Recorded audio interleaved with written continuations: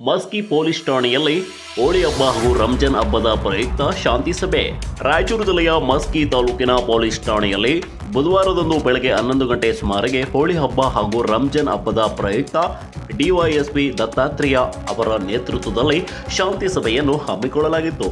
ಈ ವೇಳೆ ಲಿಂಗಸ್ಕೂರು ಡಿವೈಎಸ್ಪಿ ದತ್ತಾತ್ರೇಯ ಅವರು ಶಾಂತಿ ಸಭೆಯ ಅಧ್ಯಕ್ಷತೆಯನ್ನು ವಹಿಸಿ ಮಾತನಾಡಿ, ಪ್ರತಿ ವರ್ಷದಂತೆ ಈ ವರ್ಷವೂ ಹೋಳಿ ಹಬ್ಬ ಹಾಗೂ ರಂಜಾನ್ ಹಬ್ಬ ಒಂದೇ ಸಮಯದಲ್ಲೇ ಬಂದಿರುವುದರಿಂದ ಯಾವುದೇ ರೀತಿಯ ಅಹಿತಕರ ಘಟನೆಗಳು ನಡೆಯದಂತೆ ಆಯಾ ಸಮಾಜದ ಮುಖಂಡರು, ಹಿರಿಯರು, ಯುವಕರಿಗೆ ತಿಳಿ ಹೇಳಬೇಕು ಹಾಗೂ ಯಾವುದೇ ರೀತಿಯಿಂದ ಮುಸ್ಲಿಂ ಸಮುದಾಯ ಹಾಗೂ ಹಿಂದೂ ಸಮುದಾಯದ ಜನರು ಜಗಳವಾಡದಂತೆ ಹಬ್ಬವನ್ನು ಆಚರಿಸಬೇಕು ಎಂದು ಹೇಳಿದರು.